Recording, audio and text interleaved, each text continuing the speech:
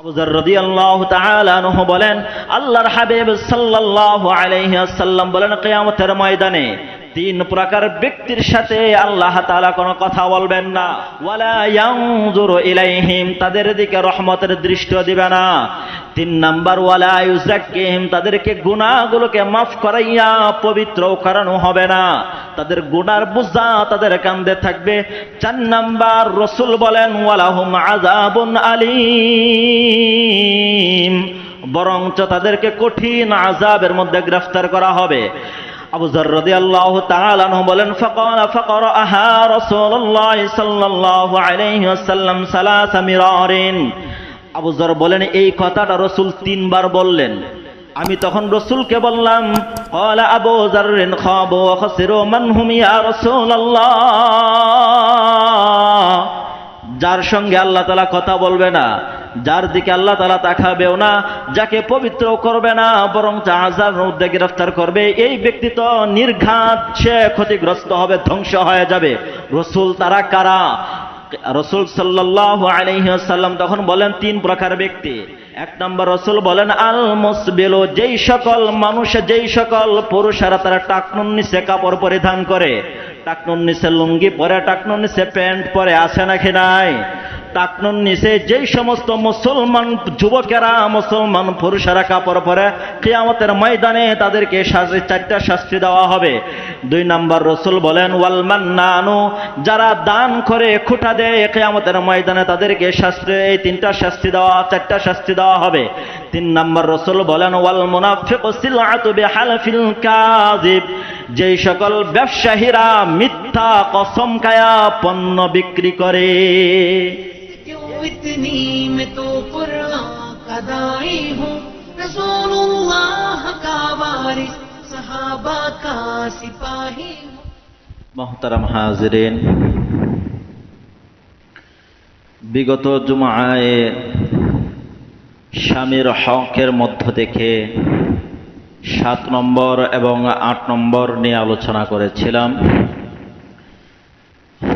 আজকে 9 নম্বর থেকে শুরু করব ইনশাআল্লাহ। তো দাম্পত্য জীবনের একজন স্বামী তার স্ত্রীর কাছ থেকে যে 20টি হক পায়, সেই 20 হকের মধ্যে 9 নম্বর যে হক, তো 9 নম্বর যে হক সেটা হলো স্বামীর এই অনুগ্রহগুলোকে, স্বামী যে তার পিছনে ব্যয় করে, সময় ব্যয় করে, অর্থ খরচ করে, এগুলোর প্রতি সন্তুষ্ট থাকা, কৃতজ্ঞতা প্রকাশ করা, না শুকর না করা, সবসময় কৃতজ্ঞ থাকা। সামর্থ্য অনুযায়ী প্রত্যেক পুরুষ তার স্ত্রীকে যেই ভরণ পোষণ দেয়, যেই ব্যয় করে, এ সাধ্য অনুযায়ী যা ব্যয় করে, এটার উপরে সে শুকরিয়া আদায় করবে।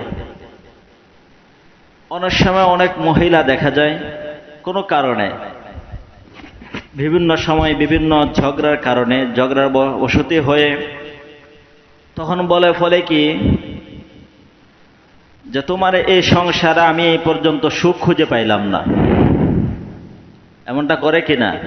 হ্যাঁ, এমনটা করে না, এমনটা নিষেধ। আব্বু বাইরের কাছে যাও, বাইরের কাছে কোনো আব্বু না যাও।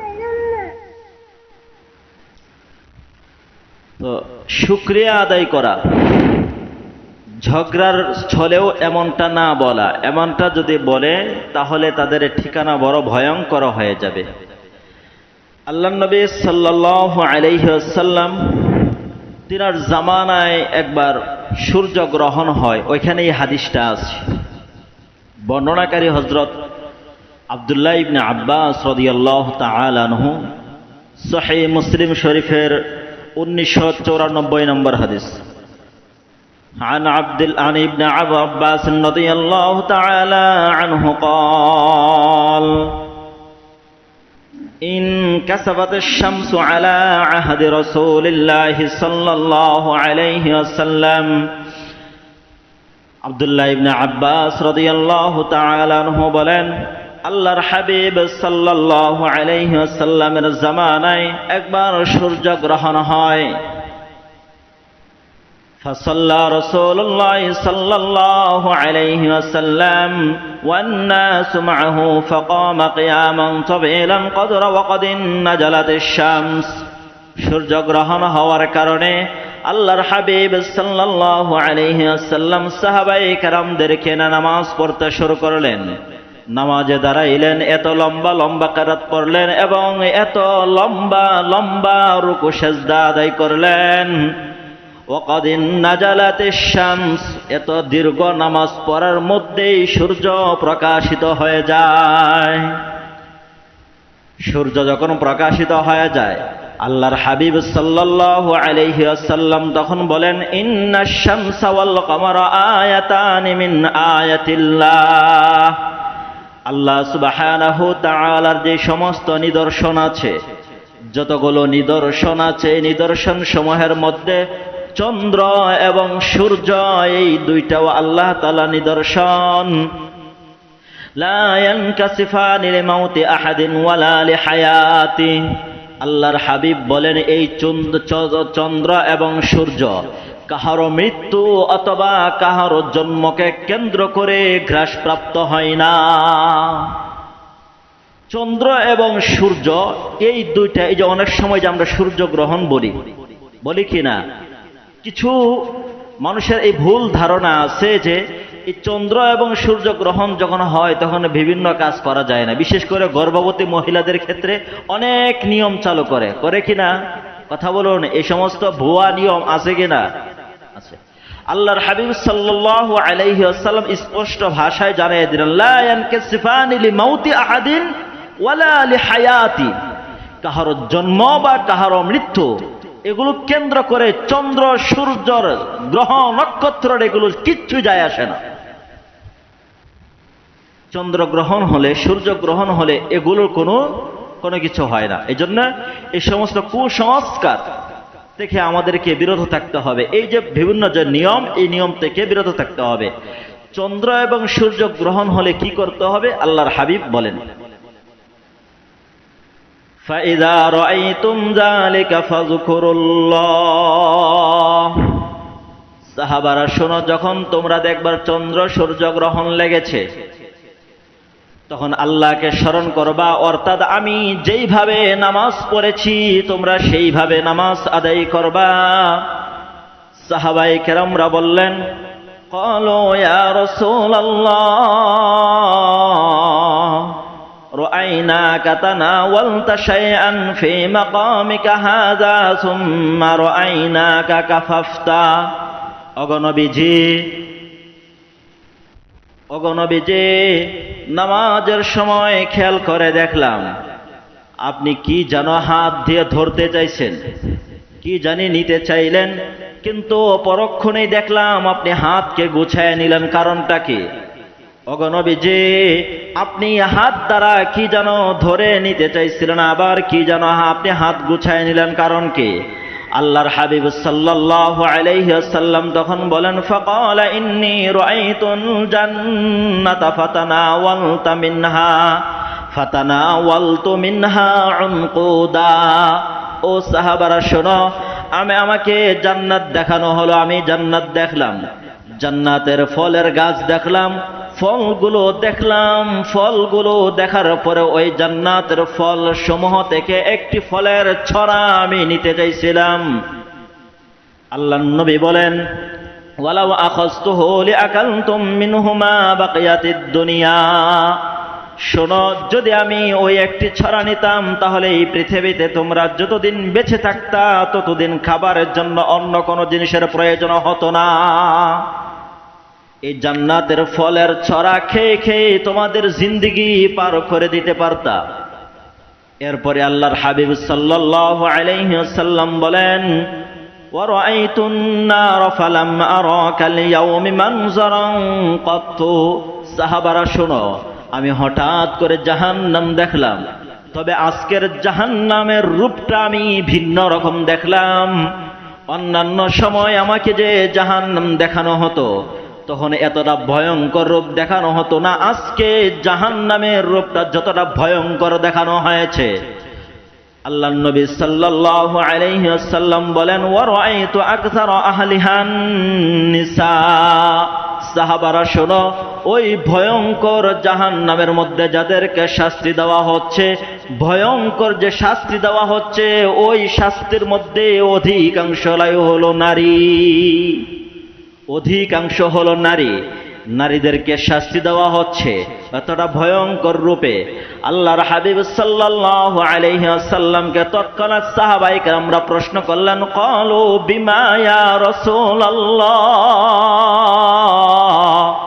অগণবীজি কোন অপরাধের কারণে নারীদেরকে এই ভয়ঙ্কর শাস্তি দেওয়া হচ্ছে? আল্লাহর হাবিব বললেন, ক্বালা বিকুফরিহিন্না, অকৃতজ্ঞতার কারণে। কিসের অকৃতজ্ঞ? আল্লাহর হাবিব নিজেই বলেন, ক্বালা বিকুফরিল আশির ওয়া বিকুফরিল ইহসান, স্বামীর সাথে সংসার করার কারণে। স্বামী তাদের উপরে যে ইহসান করে গিয়েছে, দায়িত্ব পালন করে গিয়েছে, কোনো একদিন একটু এদিক সেদিক হওয়ার সাথে সাথে বা অকৃতজ্ঞতা প্রকাশ করে, স্বামীর শুকরিয়া আদায় করে না। 2 নাম্বার, ওয়া বিকুফরিল ইহসান, এত দয়ার এত অনুগ্রহ করে ওই দয়া আর অনুগ্রহকে অস্বীকার করে। আল্লাহর হাবিব সাল্লাল্লাহু আলাইহি ওয়াসাল্লাম বলেন, লাউ আহসানতা ইলা ইহদাহুন্না আদ-দাহরা সুম্মা রাআত মিনকা শাইআ। সাহাবারা শোনো, তুমি স্বামী হয়ে স্বামীর জায়গা থেকে স্ত্রীকে সারাটা জীবন তুমি তাদের ভরণ পোষণ, তাদের সব কিছু দায়িত্ব পালন করে যাইবা, তাদের চাহিদা মতো তুমি পালন করবা। তবে কোনো একদিন যদি ত্রুটি পেয়ে যায়, তার চাহিদা অনুযায়ী কোনো একটা জিনিস দিতে পারলা না, কোনো একদিন একটা চাহিদাকে এদিক সেদিক হয়ে গেল, দেখবা তাদের রূপটা তখন পরিবর্তন হয়ে যায়। তখন তারা কি বলে? আল্লাহর হাবিব বলেন, ক্বালাত মা রাআত মিনকা খায়রান কত্তু, এমন সময় মহিলারা বলে ফেরে, তোমার কাছে বিয়া বসে আমার জিন্দেগিটাই শেষ, সুখ কি জিনিস তোমার কাছে পাইলাম না, একটা জিনিস চাইলেও তুমি সময় মতো দিতে পারো না, তো আবার বিয়া করছো কেয়া? কয় কিনা এমনটা করে কিনা? এই যে দেখেন, ধরেন আপনি আপনার সাধ্য অনুযায়ী সর্বোচ্চ চেষ্টা করলেন, প্রত্যেকটা স্বামী তার সাধ্য অনুযায়ী, হ্যাঁ 2-1টা এদিক সেদিক আছে এরকম, তবে সবাই না, অধিকাংশরাই তারা সব সময় চায় তার নিজের চেয়ে তার স্ত্রীটা ভালো থাকুক, ভালো কাপড় পরুক, ভালো পোশাক পরুক, ভালো খাবার খাক, সুখে থাকুক। নিজে বাহিরে হাজার কষ্টকে বুকের ভিতরে চাপা রাখে, স্ত্রীর কাছে প্রকাশ করে না, চায় সব সময় স্ত্রীটা সুখে থাকুক। কিন্তু অনেক সময় দেখবেন চাহিদার একটু এদিক সেদিক হওয়ার কারণে তৎক্ষণাৎ বলে ফেলে যে তোমার কাছে বিয়া বসে আমার জিন্দেগিটাই শেষ, একটা জিনিস চাইলাম তো পাইলাম না, দিতেই পারো না, বিয়া করছো কেন? কয় কিনা এমনটা? এই যে অনুগ্রহ, তাদের এই যে দায়িত্ব, এগুলোকে অস্বীকার করে ফেলে। এই অস্বীকার করার কারণে আল্লাহর হাবিব বলেন অধিকাংশ নারীরাই জাহান্নামে যাবে, আর এই অপরাধটার কারণে তাদেরকে সবচেয়ে বেশি ভয়ঙ্কর শাস্তি দেওয়া হবে। তাহলে স্ত্রীর 9 নম্বর যে স্বামী যে পায় স্ত্রীর কাছ থেকে, সেটা হলো স্বামীর কৃতজ্ঞতা প্রকাশ করা। যখনই অকৃতজ্ঞতা হবে তখনই তার স্থানটা হয়ে যাবে ভিন্ন রকম, ভালো জায়গায় হবে না, জাহান্নাম তার হবে ঠিকানা। এই জন্যে কোনো সময় স্বামীর সাথে এরকমটা না করা যে হ্যাঁ তোমার কাছে বিয়া বসে আমার জিন্দগিটাই শেষ, তোমার কাছে জীবনে যদি কোনো ভুল করে থাকি তাহলে তোমার কাছে বিয়া বসে আমি ভুল করছি। এর চেয়ে কত ভালো ভালো জায়গা থেকে আমার বিবাহের সম্বন্ধ এসেছিল, আমার কপালটাই খারাপ, তোমার কাছে যে আমার বিয়াটা হইল। এই ধরনের আরো অনেক কথাবার্তা বলে, যেগুলো আমার মনে নাই, আমি জানিও না। আরো অনেক বিভিন্ন ধরনের কথা বলে কিনা?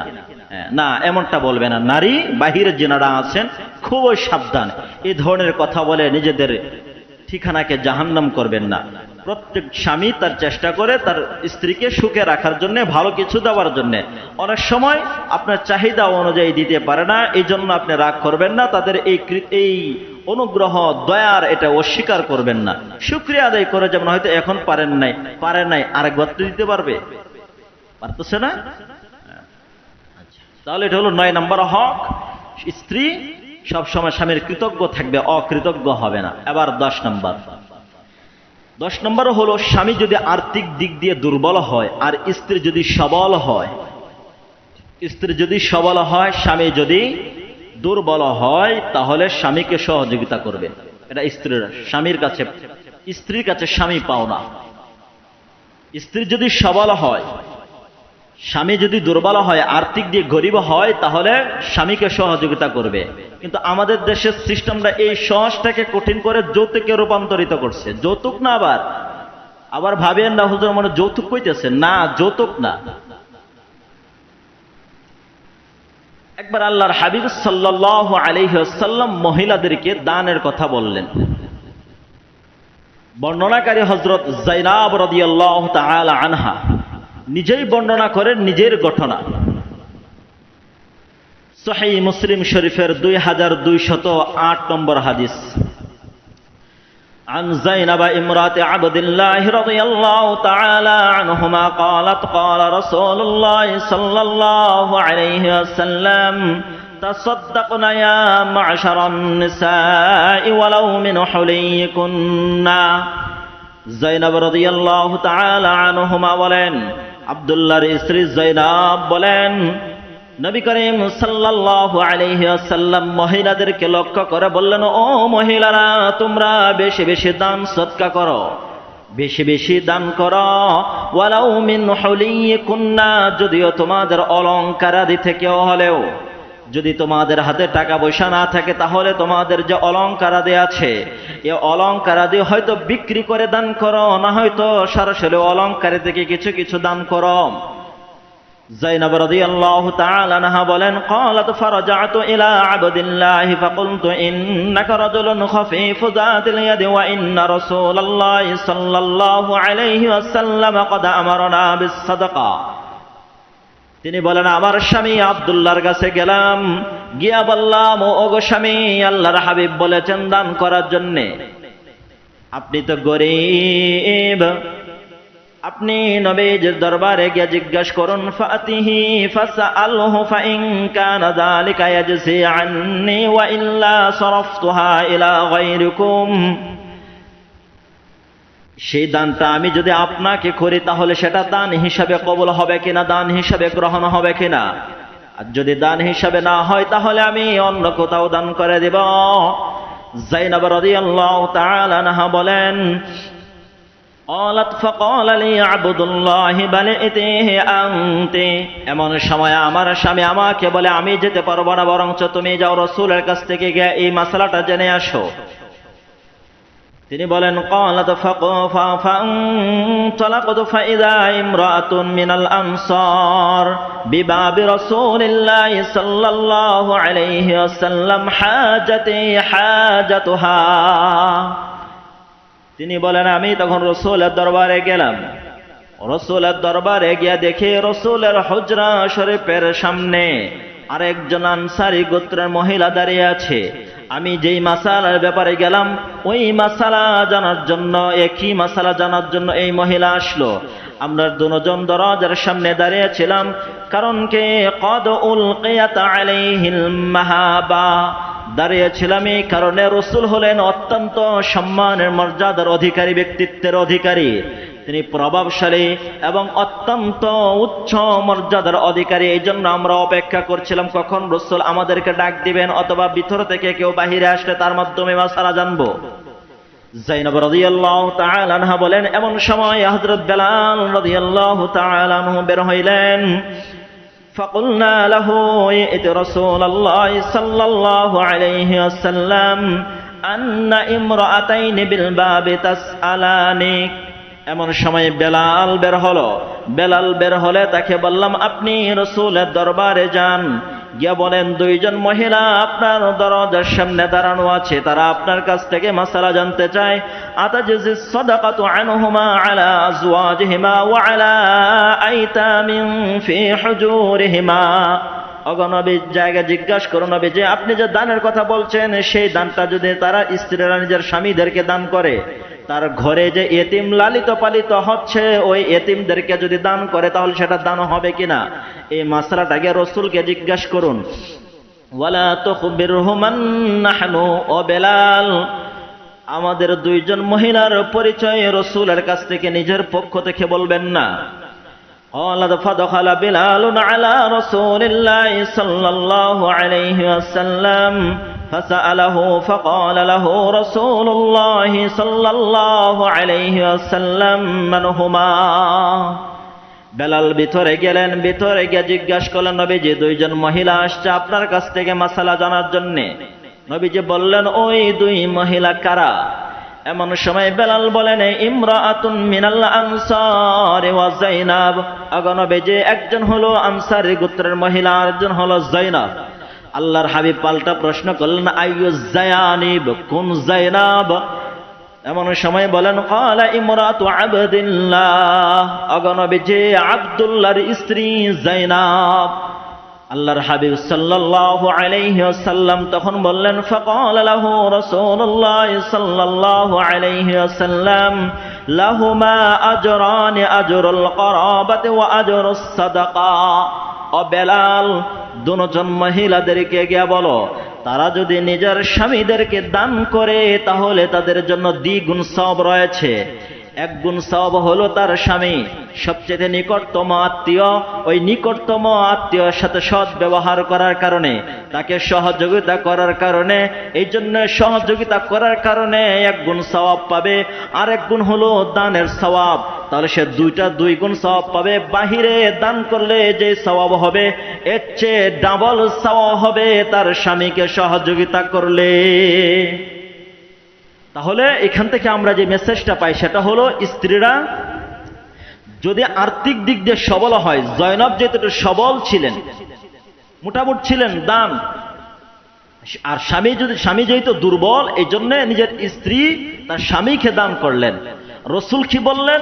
বাহিরে দান করাচ্ছে, তোমার স্বামীকে যদি দান করো, তোমার স্বামীকে যদি সহযোগিতা করো, তাহলে তোমার দ্বিগুণ সওয়াব হবে।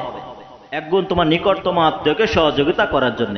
কারণ যে আমার সারা জীবনের সুখে দুঃখের সাথে, তাকে সহযোগিতা করব না তো করব কাকে? তাই না? তার সাথে যদি আমি সৎ ব্যবহার না করি, তাকে যদি আমি সহযোগিতা না করে, বাহিরের মানুষকে পেট ভরায় আমার লাভ আছে? বলেন। কিন্তু দেখবেন অনেক মানুষ আছে নিজের স্বামীরা সহযোগিতা করতে রাজি না, বাহিরে পেট ভরাইতে রাজি। এরকম লোক আছে নাকি নাই? বহুত। তবে মনে রাখতে হবে, এই যে দান বা এই যে আপনি তাকে সহযোগিতা করবেন, আবার কোন সময় ঝগড়া লাগলে আবার খোঁটা দিয়েন না, এমনটা করা যাবে না। খোঁটা দেওয়া যাবে না। যদি এই অভ্যাস থাকে যে কথায় কথায় খোঁটা দেয়, এ ধরনের মহিলা আছে না? হ্যাঁ, আছে। কিছু হলেই আমার সাথে বাঁধলো, মনে নাই? আব্বা আমার তোমার এইটা দিছে, ওইটা দিছে, আম্মা তোমার এইটা দিছে, ওইটা দিছে, আমি তোমার এইটা ওইটা কত কিছু দিলাম, আবার আমার উপরে গলা উঁচু করে কথা বলো। এ ধরনের আছে নাকি নাই? এই ধরনের কথা যদি বলেন তো সব শেষ। এই ধরনের কথা বললে সব শেষ। আমি দুইটা, একটা শুধু আয়াত থেকে বলবো, আর একটা হলো হাদিস থেকে বলে এরপরে 11 নম্বর হকে যাব। আল্লাহ সুবহানাহু তাআলা সূরাতুল বাকারার 274 নম্বর আয়াতের মধ্যে বলেন, ইয়া আইয়ুহাল্লাযীনা আমানু লা তুবতিলু সাদাকাতিকুম বিল মান্নি ওয়াল আযা। ও পৃথিবীর মানুষ, তোমরা যে দান করবা, অনুগ্রহ করবা, এ অনুগ্রহ করার পরে তোমরা এটাকে, তার অনুগ্রহটাকে কষ্ট দিয়া, অথবা অনুগ্রহের কথা প্রকাশ করিয়া, অথবা তাকে খুঁটা দিয়া তাকে কষ্ট দিবা না। অনুগ্রহ থেকে তোমরা এই দানকে নষ্ট করবা না। দেখবেন আমাদের সমাজে অনেক মানুষ এমন খুঁজে পাওয়া যাবে, যে পরিবারের বড় হওয়ার কারণে, অথবা চেয়ারম্যান মেম্বার হওয়ার কারণে, অথবা সমাজের কিছু ধনী লোক হওয়ার কারণে গরিব মানুষ অথবা তার অধীনে যারা থাকে তাদেরকে বিভিন্ন সময় সহযোগিতা করলো, তার বিপদের সময় একটু হাত বাড়াইলো, পরবর্তীতে তাকে খাটো করে কথা বলে। এই ধরনের লোক আছে নাকি নাই? এখন দূরের কথা কি বলবা, এখন তো ঘরের ভিতরেই ঢুকছে। কোনো ভাই যদি আরেক বা তার আপন ভাইয়ের যদি কোনো বিপদের সময় পাশে দাঁড়ায়, দেখবেন 2 দিন পরে তাকে হ্যাঁ পণ্য করে কথা বলে। হ্যাঁ, আজকে আমার উপরে কথা বলে, ওই দিন তো তাকে আমি দেখছিলাম, তার সময় যদি আমি না দাঁড়াইতাম তাহলে তো আজকের এই দিন হইতো না, আজকে লেখাপড়ে এই পর্যন্ত বড় হইতে পারতো না, আজকে এই করতে পারতো না, সেই করতে পারতো না। এই ধরনের খোঁটা দেয় কিনা? সমাজে বলে বলে বেড়ায় যে আমি এই করছি, আমি সেই করছি, তার জন্যে এ ধরনের কথা বলে কিনা? আল্লাহ সুবহানাহু তাআলা বলেন এমনটা ভুলেও তোমরা বলবা না। যদি বলো তাহলে তোমাদের 4টা ক্ষতি আছে। কয়টা ক্ষতি? 4টা। আল্লাহ সুবহানাহু তাআলা 1 নম্বর ক্ষতির কথা বলেন, কাল্লাযী ইউনফিকু মালাহু রিআআন নাস।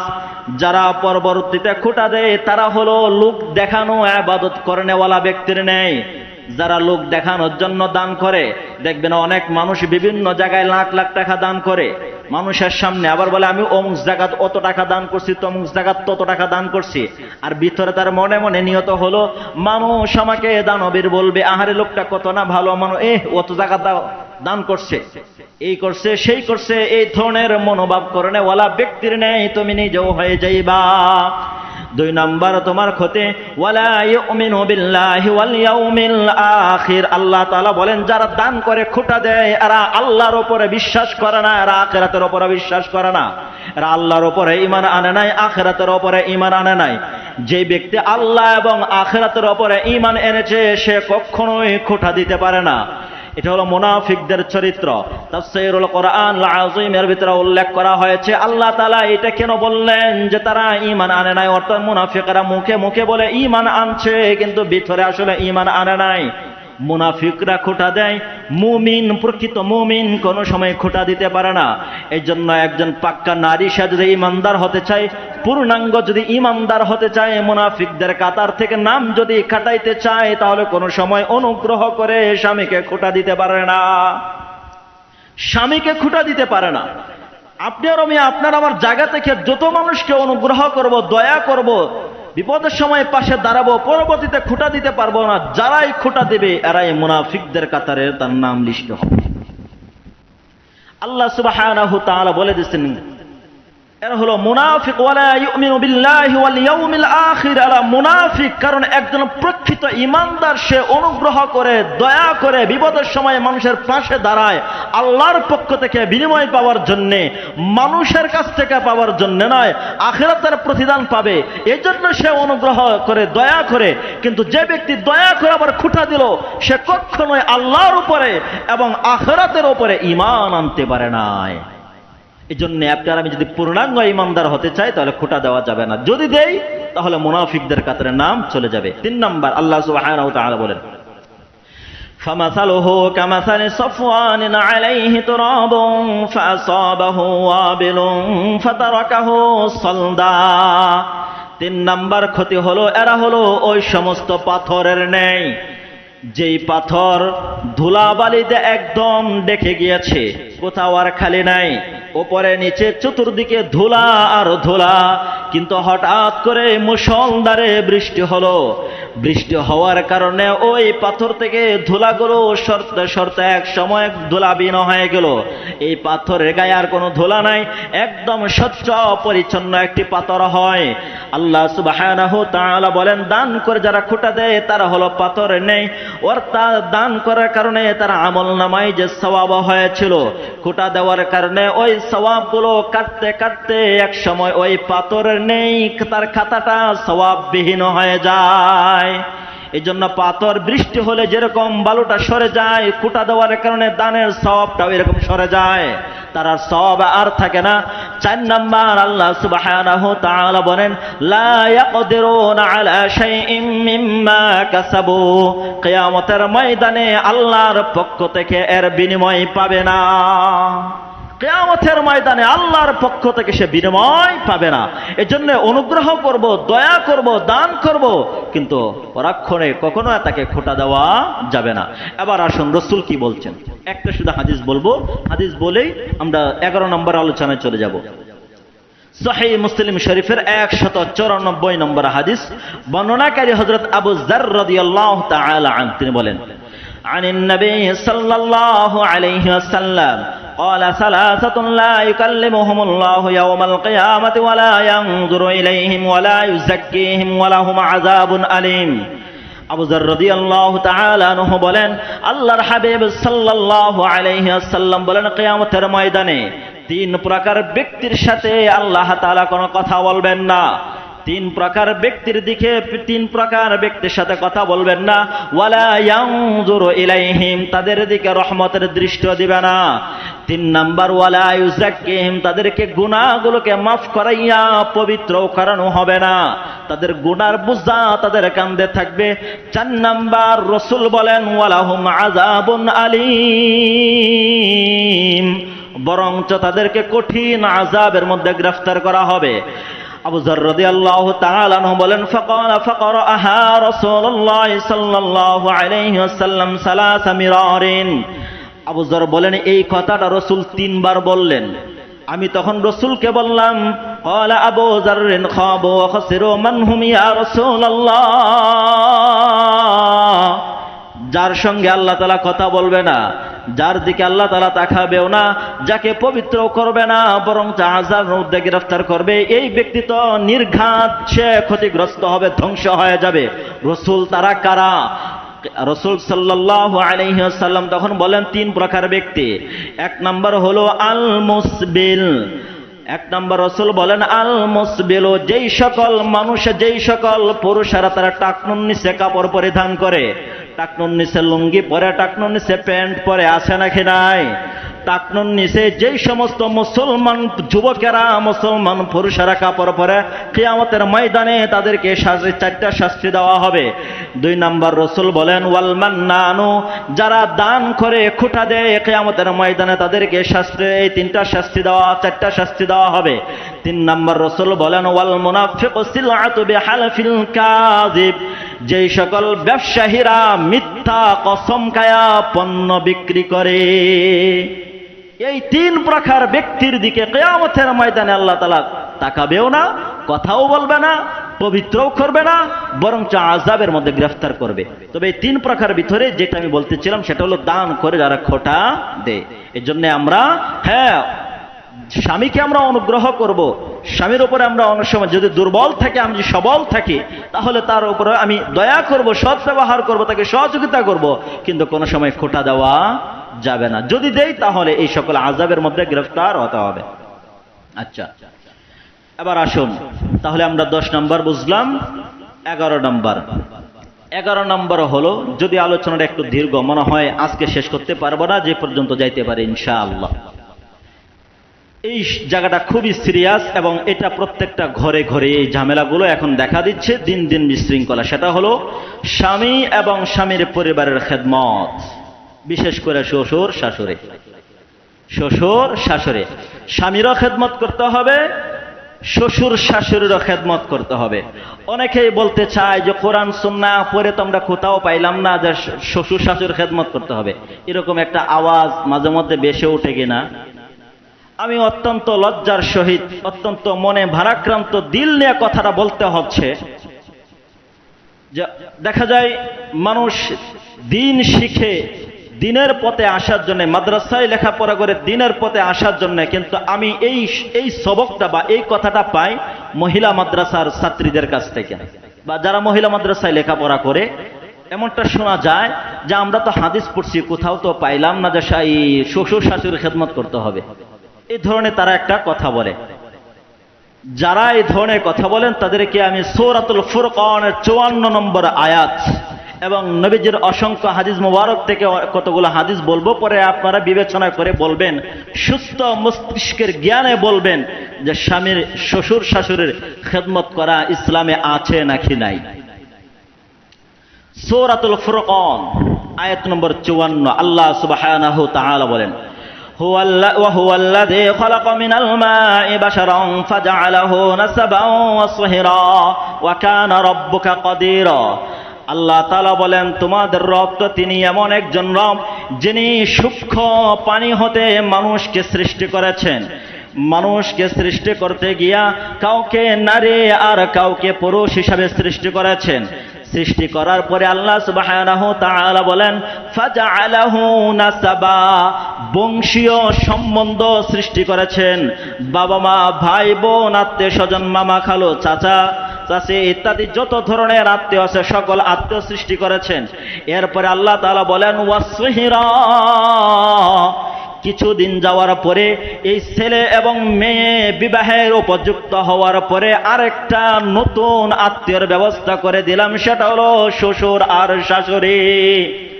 আল্লাহ তাআলা বলেন বিবাহের মাধ্যমে তোমাদের আবার দুইজন কিছু আত্মীয়, কিছু নতুন আত্মীয়র সম্বন্ধ সৃষ্টি করলাম, সেটা হলো শ্বশুর শাশুড়ি ইত্যাদি অন্যান্য আত্মীয় স্বজন। বিবাহে করার পরে যে নতুন কতগুলো আত্মীয় হয়, ওই আত্মীয়গুলোকে আল্লাহ তাআলা বলেন সহিরা।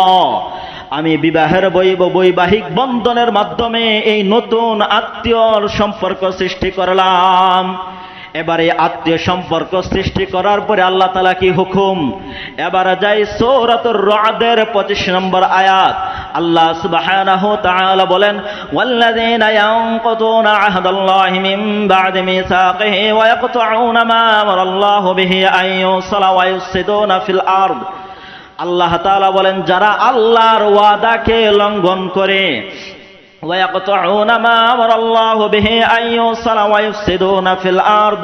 আল্লাহ তাআলার হুকুম যে ছিল আত্মীয়তার বন্ধনটাকে শক্ত করে ধরে রাখা, এই শক্তর বন্ধনটাকে যারা ছিন্ন করলো এবং সমাজের ভিতরে, পরিবারের ভিতরে বিশৃঙ্খলা সৃষ্টি করলো, ঝগড়া ফাসাদ সৃষ্টি করলো, আমি আল্লাহর বিধান হলো এই সম্পর্কটাকে তারা সুন্দর করে ধরে রাখবে, মজবুত করে ধরে রাখবে। কিন্তু যারা আমি আল্লাহর এই বিধানটাকে লঙ্ঘন করে সম্পর্কটাকে ছিন্ন করলো, ঘরের ভিতরে অশান্তি সৃষ্টি করলো, ঝগড়া ফাসাদ সৃষ্টি করলো, এদের উপরে আমি আল্লাহর লানত উলাইকা লাআনাহুম উলাইকা লাহুমুল লা'না, এদের উপরে আমি আল্লাহর লানত অভিশাপ, ওয়ালাহুম সুউদ দার, এদের জন্য রয়েছে নিকৃষ্ট জাহান্নাম তাদের ঠিকানা। এবার এই দুইটা আয়াত থেকে যে জিনিসটা বুঝলাম, নতুন আত্মীয়ের সম্পর্ক মানে কি বুঝাইলেন বলেন তো? শ্বশুর শাশুড়ি। এবার আপনি যদি প্রমাণ চান, তাফসীরুল কোরআনুল আযীম 6 নম্বর খণ্ডের ভিতরে এই আয়াতের ব্যাখ্যায় গিয়ে খুঁজবেন, তাফসীরে নূরুস সাকালাইনে যাইবেন, তাফসীরে মনিরে যাবেন, এইভাবে আর যত ধরনের তাফসীর আছে আপনি খুঁজে দেখবেন এই আয়াতের ব্যাখ্যায়। শুধু এই আয়াতের ব্যাখ্যাটাই ভালো করে দেখলেই বুঝে আসবে। নতুন আত্মীয় বলতে শ্বশুর শাশুড়ি ইত্যাদি, নতুন আত্মীয় বলতে শ্বশুর শাশুড়ি ইত্যাদি। বিবাহের মাধ্যমে যে নতুনগুলো আত্মীয় হয়, আরো কতগুলো আত্মীয় হয় না? শুধু মেইন দুইটা জায়গা বললাম, শ্বশুর আর শাশুড়ি, এর অধীনে তো আরো আত্মীয় আছে। এবার এই আত্মীয়ের সম্পর্কে সূরা রা'দে আল্লাহ তাআলা কি বললেন? সম্পর্কটাকে ধরে রাখার জন্য, তাই না? মজবুত করে ধরে রাখার জন্য। যারা ধরে রাখবে না, ভঙ্গ করে বিশৃঙ্খলা সৃষ্টি করে, এদের উপরে আল্লাহর অভিশাপ, লানত, এদের ঠিকানা কোথায়? জাহান্নাম। আচ্ছা, সম্পর্ক ধরে রাখা মানে কি আলাদা হওয়া? কথা বলুন। সম্পর্ককে মজবুত করে ধরে রাখা মানে বিবাহের পরে স্বামী নিয়ে আলাদা হয়ে যাওয়া, বাবা মার দেখাশোনা না করা?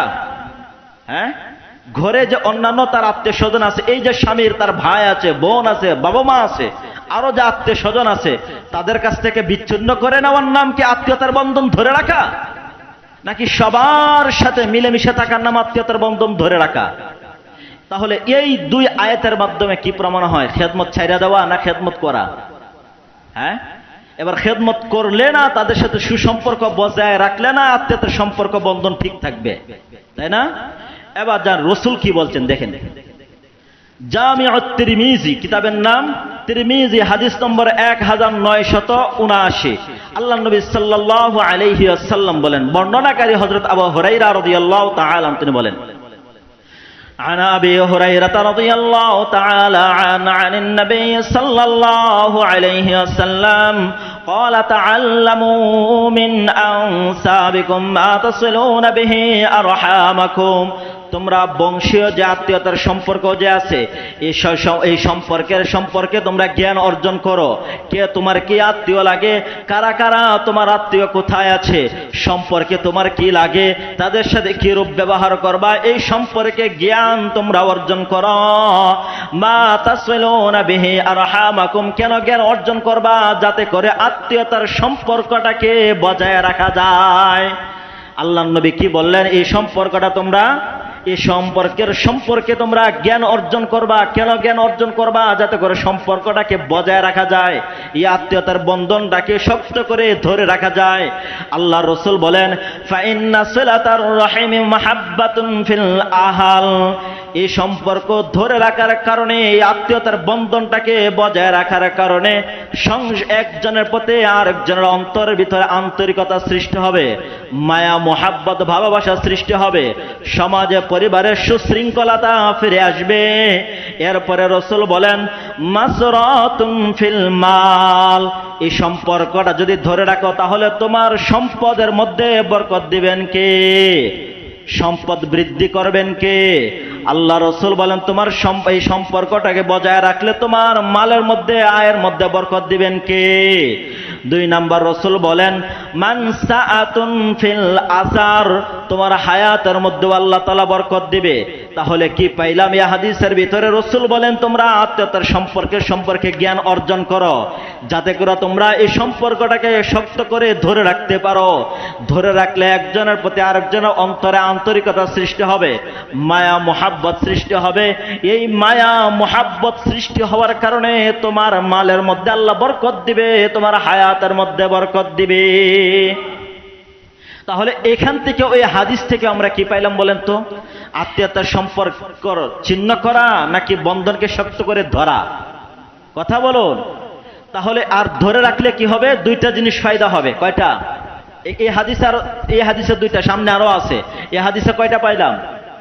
2টা। একটা হলো মাল বাড়বে, আয়ু বাড়বে। তাহলে যারা বিচ্ছিন্ন হইতে চান, বিবাহের পরে আলাদা হইতে চান, যে সকল নারীরা আলাদা হইতে চায়, হিসাব করে দেখেন, আপনার মালের মধ্যে বরকত হোক, এটা সে চায় না।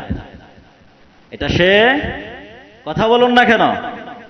রসুল কি বলতেন? সম্পর্ক ধরে রাখলে মালের মধ্যে বরকত হবে, সম্পর্ক ছিন্ন করলে কামের মধ্যে বরকত কমে যাবে। কামের মধ্যে কি হয়ে যাবে? বরকত কমে যাবে, আয় রোজগার তার কম হবে। তাহলে যে সকল নারীরা আপনাকে এই ধরনের বুদ্ধি দেয়, আহারে আমাদের তো সামনে ভবিষ্যৎ আছে, দেখবেন কি কুবুদ্ধিগুলো দেয়। আবার এই ধরনের কুবুদ্ধি দেনওয়ালা পাশের বাড়ি কিছু লোকও থাকে। কথা বলুন। হ্যাঁ, পাশের বাড়ি কিছু লোক থাকে, এই আরে তুমি বিয়ে হয়ে আইছো কয়দিন হয়েছে? আমরা তো এই এলাকাটা চিনি, এই পরিবারের অবস্থাটা আমরা জানি। বিয়ে হয়ে আসছো, আলাদা হও। এই পরিবারে তার বাবা মা আছে, তার এই তোমার স্বামীর ভাই, তোমার দেবর আছে, তোমার ননাস আছে, তোমার ননদ আছে, বাসর আছে। এদের পিছনে খরচ করলে তোমাদের সামনে যে ভবিষ্যৎ আছে, সন্তানাদি যে হবে, তাদের ভবিষ্যৎ কি করবা? তাদের ভবিষ্যৎ কি করবা? এখনো সময় আছে, তাড়াতাড়ি আলাদা হও, সামনে ভবিষ্যৎ করা লাগবে না? কথা বলো না। এই ধরনের কুযুক্তি দেনেওয়ালা মানুষ নামে শয়তান আছে নাকি নাই? কথা বলো না। এই ধরনের কুবুদ্ধি দেনেওয়ালা মানুষ নামে শয়তান আছে নাকি নাই? হ্যাঁ, প্রত্যেক সমাজই তো আছে। হ্যাঁ, আচ্ছা, ঘরে ঘরেই আছে, তাই না? আমি আশ্চর্য হই, এখন মানুষ, আগে তো ভাবতাম যে পাশের বাড়ির লোকেরা এই পৃথক হওয়ার জন্য এই বুদ্ধিগুলো দেয়। এখন দেখি সন্তান হইয়া বাবা মাকে বিচ্ছিন্ন করার জন্য কুবুদ্ধি দেয়, ভাই ভাইকে বুদ্ধি দেয়, এই আলাদা হোক। ভাই ভাইকে বুদ্ধি দেয়, এই ধরনের কুবুদ্ধি দেয়। বড় ভাই ছোট ভাইকে বুদ্ধি দেয়, তাড়াতাড়ি আলাদা হ। যদি সংসার গুছাইতে চাস, তোর ভবিষ্যৎ কামাই করতে চাস, সময় এখনো আছে, তাড়াতাড়ি আলাদা হ। আছে নাকি নাই? হ্যাঁ। তাহলে যারা এই ধরনের কুবুদ্ধি দেয়, তারা কি চায় আপনি পৃথিবীতে বেশি দিন বাঁচতে, না তাড়াতাড়ি মরতে? তাহলে আপনি পৃথিবীতে ভালো থাকুন, বেশি দিন থাকুন, এটা সে চায় না। কথা বলুন না কেন? হ্যাঁ, কারণ আপনি যদি সম্পর্ক ধরে রাখেন, পৃথিবীতে আপনি ভালো থাকতে পারবেন এবং বেশি দিন টিকে থাকতে পারবেন। এর বাস্তব প্রমাণ আপনি আমাকে একটা এমন প্রমাণ দেখান তো, যে বাবা মার কাছ থেকে সন্তান এই যে এই ধরনের কুবুদ্ধি পায় আলাদা হয়েছে, পৃথক হয়েছে, পৃথক হওয়ার পরে সম্মানের সহিত পৃথিবীতে আছে, আমার দেখান তো। দেখাইতে পারবেন? হ্যাঁ, আলাদা হয়েছে, হ্যাঁ, হয়তো টাকা পয়সা কামাই করছে, কথা বলুন, টাকা পয়সা কামাই করছে, কিন্তু দেখবেন শেষের দিক দিয়ে আল্লাহ তাআলা এমন কতগুলো বিপদে পালাবে, আর হয়তো এমন রূপ দিবে যা সব শেষ। আর যারা আলাদা হয়, বাবা মার কাছ থেকে আলাদা হয়, এরা দেখবেন বউরাতে সকালে একবার ঝাড়ুর বাড়ি খায়, বিকালে আর একবার জুতার বাড়ি খায়। আছে নাকি নাই? কথা বলেন না কেন? আছে নাকি নাই? তাহলে আপনার সম্মানটা রইল কই? আপনার স্ত্রী যদি আপনাকে না মানে, আপনার স্ত্রী যদি সারাদিন বক বক করে আপনার সাথে, তাহলে আপনার সম্মানটা রইল কই? আপনি যে একজন স্বামী, আপনি যে একজন পুরুষ, এই পুরুষত্বটা আপনার রইল কোথায়? আপনি তো তার কুবুদ্ধি পায়া, কান পরা পায়া আলাদা হইলেন, সামনে ভবিষ্যৎ করবেন। কি ভবিষ্যৎটা করছেন? কি ভবিষ্যৎটা আপনি করলেন বলেন? করতে পারছেন কোনো কিছু? আমি আর একটা হাদিস বলি, আলোচনা শেষ করে দিচ্ছি। এই 4টা গুণ যদি প্রত্যেকটা পরিবার, প্রত্যেকটা ব্যক্তির ভিতরে যদি অর্জন করতে পারে, তাহলে এই ব্যক্তির, এই পরিবার, এই সমাজ সুশৃঙ্খলা হয়ে যাবে, শান্তি জিনিস ফিরে আসবে। আল্লাহর হাবিব সাল্লাল্লাহু আলাইহি ওয়াসাল্লামের হাদিস জামিউত তিরমিজির ভিতরে আনছেন, বর্ণনাকারী হযরত আনাস রাদিয়াল্লাহু তাআলা আনহু, না, বর্ণনাকারী হযরত আব্দুল্লাহ ইবনে আব্বাস রাদিয়াল্লাহু তাআলা আনহু, তিনি বলেন, লাইসা মিন্না মান লাম ইয়ারহাম সাগীরানা ওয়া লাম ইওয়াক্কির কাবীরানা ওয়া ইয়া'মুরু বিল মা'রুফ ওয়া ইয়ানহা আনিল মুনকার। আল্লাহর হাবিব বলেন, লাইসা মিন্না মান লাম ইয়ারহাম সাগীরানা, যেই পরিবারে ছোটদেরকে, যেই ব্যক্তি তার ছোটদেরকে স্নেহ করে না, দয়া করে না, মমতা দেখায় না, ওয়া লাম ইওয়াক্কির কাবীরানা, বড়দেরকে সম্মান করে না, বড়দেরকে সম্মান করে না। এখন সম্মান করা মানে কি তাকে আলাদা করে দেওয়া? এর নাম সম্মান করা? কথা বলুন। আলাদা করে দেওয়ার নাম সম্মান? হ্যাঁ, নাকি একসাথে থেকে ওই বড় যারা আছে, বড় বলতে বাবা মা ছোট না বড়? কথা বলুন, বাবা মা বড় না ছোট? বড়। এবং তাদেরকে সম্মান করা মানে তাদের সাথে থাকা, তাদের দিক নির্দেশনা মানা, তাদের কথাগুলো শোনা, মানা, তার নামই তো সম্মান করা। 2 নাম্বার, 3 নাম্বার বলেন ওয়ায়া'মুরু বিল মা'রুফ, যারা সৎ কাজের আদেশ করে না, ওয়ায়ানহা আনিল মুনকার, অসৎ কাজ থেকে মানুষকে ফিরায় না। সৎ কাজের আদেশ করে না, অসৎ কাজ থেকে ফিরায় না। এরা আমার উম্মত না, এরা আমার কি না? উম্মত না। তাহলে যারা, ধরেন আপনি আবার পরিবারের একজন সদস্য, আপনি পরিবারের সদস্য থেকে আপনার বড়ও আছে, ছোটও আছে, আছে নাকি নাই? আপনার বড়দেরকে আপনি সম্মান করলেন না, আপনার ছোটদেরকে আপনি স্নেহ করলেন না, আপনি পরিবার থেকে সৎ কাজের আদেশ করলেন না, অর্থাৎ দেখলেন বিশৃঙ্খলা হইতেছে, যেগুলো কোরআন সুন্নাহর বিরুদ্ধে, যেগুলো গুনাহের কাজ। আত্মীয়তার সম্পর্ক বিচ্ছিন্ন করা সওয়াবের কাজ না গুনাহের কাজ? কথা বলুন। আত্মীয়তার সম্পর্ক বিচ্ছিন্ন করে ফেলা, এটা কি সওয়াবের কাজ না গুনাহের কাজ?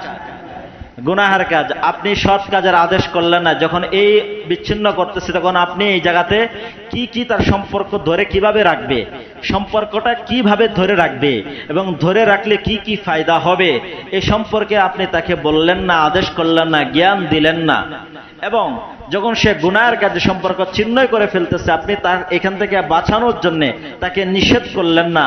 আত্মীয়তার সম্পর্কটা ছিন্ন করে ফেললে কি কি ক্ষতি হবে এ সম্পর্কে তাকে জানালেন না। তাহলে আপনি কি একজন আদর্শ মানুষ? আপনি একজন মুমিন হতে পারলেন না। রাসূল বললেন, যাদের ভিতরে 4টা গুণ নাই, বড়দেরকে সম্মান করে না, ছোটদেরকে স্নেহ করেন না। এবার ধরুন একজন মহিলা বিবাহ করে আসলো, বিবাহের মাধ্যমে আসার পরে এই পরিবারে তার ছোট বড় আছে নাকি নাই? কথা বলুন, তার বড় ছোট আছে নাকি নাই? এবং স্নেহ আর সম্মান একি বিচ্ছিন্ন হয়ে যাওয়ার নাম, নাকি থেকে তাদের দেখাশোনা করা, পরিবার সবাইকে গুছিয়ে নিয়ে চলার নাম স্নেহ আর সম্মান? কথা বলুন, তাই না? হ্যাঁ। এবং সৎ কাজের আদেশ, অসৎ কাজের নিষেধ। নিজেরই তো কাজ ছিল, যখন দেখবে না সম্পর্ক দিন দিন ছিন্ন হচ্ছে, তখন সম্পর্কটা সুন্দর করে গড়ায় রাখবে, এটাই তো তার কাজ ছিল, তাই না? এবার যদি কোনো নারী যদি এই কাজগুলো করে, তার স্বামী নিয়ে বিচ্ছিন্ন হওয়ার পরিকল্পনা করে, এটা তো সব পরিবারই হইতেছে, তাই না? সব পরিবারে যারা এই পরিকল্পনাটা করেছে, আল্লাহর রাসূলের হাদিসের ভাষায় তারা কি আল্লাহর রাসূলের উম্মত? কথা বলুন, তারা কি উম্মত? রাসূল বলেন লাইসা মিন্না, আর আমার উম্মত নয়। এজন্য আপনার আমি যদি পূর্ণাঙ্গ মুমিন হতে চাই, রাসূলের একজন খাঁটি অনুসারী হতে চাই, খাঁটি একজন মুমিন হতে চাই, আল্লাহর আদালতে খালেস একজন বান্দা হতে চাই, এই চারটা গুণের অধিকারী হতে হবে। পারবো তো ইনশাআল্লাহ? ইনশাআল্লাহ। এই আলোচনাটা রয়ে গেছে, ইনশাআল্লাহ আগামী শুক্রবার থেকে এখান থেকে আবার শুরু করব। এই বিষয়ে আরো আলোচনা আছে এখানে। এই যে খেদমতের, এরপরে খেদমত করলে কি হবে, না করলে সামনে আরো কি হবে, এই বিষয়ে আলোচনা আরো হবে ইনশাআল্লাহ। তাহলে সময় নেই। তাহলে যেই আলোচনা আজকে করলাম তিনটা, আজকে 9 নম্বর যেটা ছিল স্বামীর কৃতজ্ঞ হওয়া, অকৃতজ্ঞতা না হওয়া, কৃতজ্ঞতা না করা, অকৃতজ্ঞতা না করা। 10 নম্বর ছিল স্বামী যদি দুর্বল হয়, গরিব হয়, বাপের বাড়ি যদি সবল হয়, সাধ্য অনুযায়ী সহযোগিতা করে, তবে যৌতুক চায়া নেওয়া না, যৌতুক না। আমরা এক ডালায় খালি আরেকটা মাসালা এখানে বলে দিই। এখন ধরেন মানে বউয়ের বাড়ি থেকে কোনো কিছু আনলে মানুষ এক জাপটা বলে খালি যৌতুক যৌতুক যৌতুক, কই পাইছেন যৌতুক? আপনি তাকে চাপ দিয়া তার কাছ থেকে কোনো কিছু নেওয়ার নাম যৌতুক। তারা যদি আপনার ওপরে কোনো কিছু ইচ্ছাকৃতভাবে কোনো কিছু দেয়, এগুলোর নাম তো যৌতুক না।